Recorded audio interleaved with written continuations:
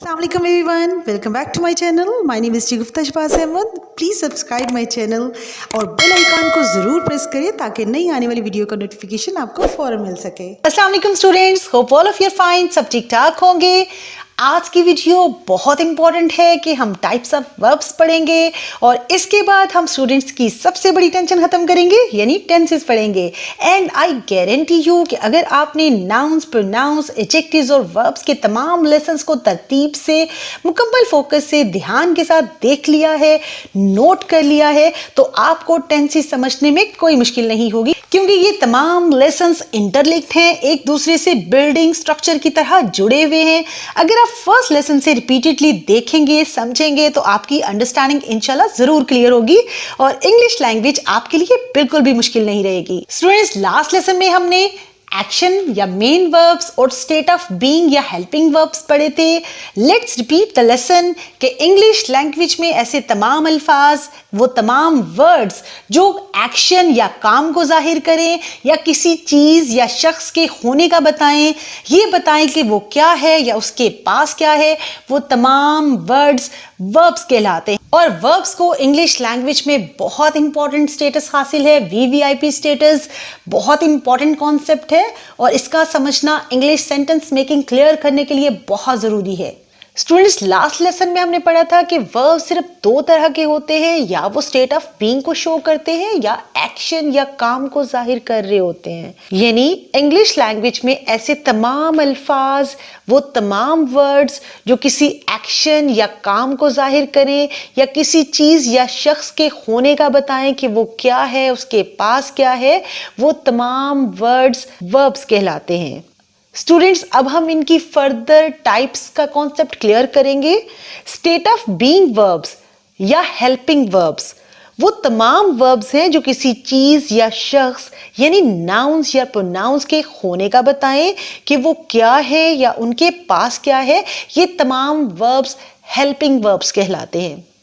ये helping verbs, जैसे कि नाम से ही जाहिर है, हमारे मेन वर्ब्स की हेल्प करते हैं। इसमें सबसे पहले आते हैं ऑक्सिलरी वर्ब्स। ऑक्सिलरी वर्ब्स का मतलब भी हेल्पिंग वर्ब्स ही है। ये तमाम वर्ब्स हमारे मेन वर्ब की हेल्प करते हैं, उसकी मदद करते हैं मतलब समझाने में।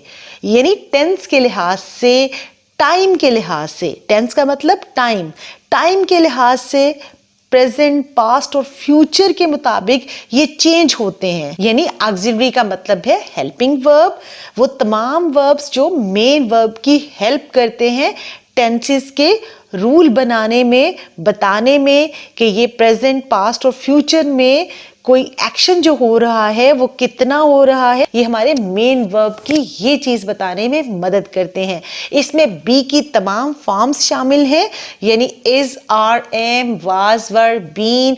और ये तो आपको पता ही है कि इज, आर, एम हम प्रेजेंट में यूज करते हैं और वाज, वर हम पास्ट में यूज करते हैं और बीन हमारा पास्ट पार्टिसिपल में आता है। इसी तरह से हैव की सारी फॉर्म्स, हैज, हैव, हैड शामिल हैं। डू की तमाम forms, do, does, did, done शामिल है। इसके अलावा इसमें सेकंड टाइप है मॉडल वर्ब्स। मॉडल वर्ब्स में can, could, may, might, will, shall, should, would और मस्ट इसकी एग्जाम्पल्स हैं। स्टूडेंट्स, ये याद रखिएगा कि मॉडल वर्ब्स भी हमारी स्टेट ऑफ बीइंग को ही शो करते हैं। ये बताते हैं कि हम क्या कर सकते हैं या क्या करना चाहिए हमें। ये हमारे जज्बात, खौफ, उम्मीद, इम्कान, ज़हनी रुझान और मुस्तकबिल को जाहिर करते हैं, फ्यूचर को शो करते हैं। स्टूडेंट्स, ऑक्सिलरी वर्ब्स और मॉडल वर्ब्स के बारे में हम नेक्स्ट किसी वीडियो में डिटेल के साथ डिस्कस करेंगे। अब हम अपने मेन टॉपिक यानी एक्शन या मेन वर्ब्स की टू टाइप्स की तरफ आते हैं।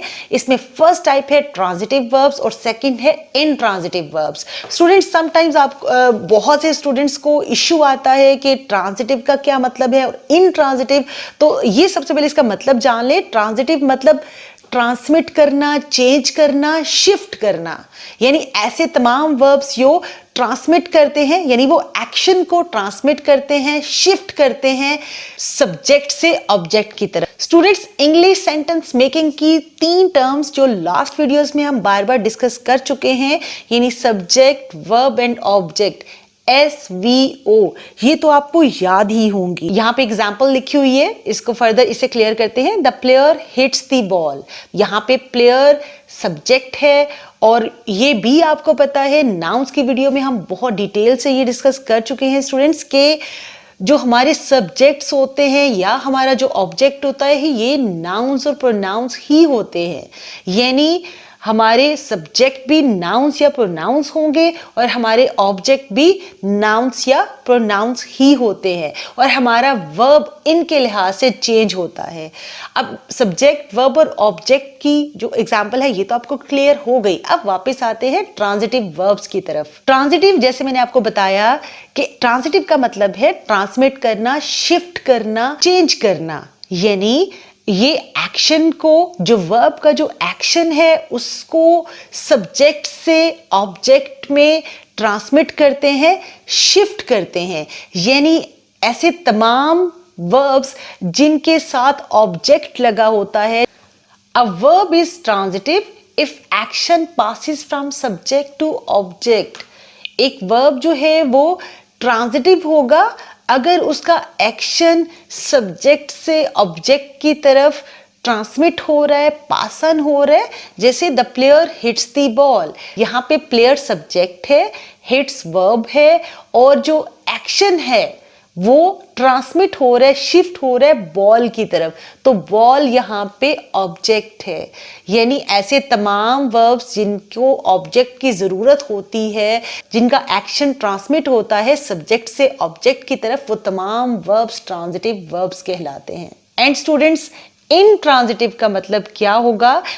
जैसे कि आपको पता है कि प्रीफिक्स इन के साथ हम अपोजिट वर्ड्स बनाते हैं। जैसे कंप्लीट से इनकम्प्लीट उसका अपोजिट हो जाएगा, करेक्ट से इनकरेक्ट उसका अपोजिट होगा, इसी तरह से ट्रांजिटिव से इनट्रांजिटिव इसका अपोजिट होगा।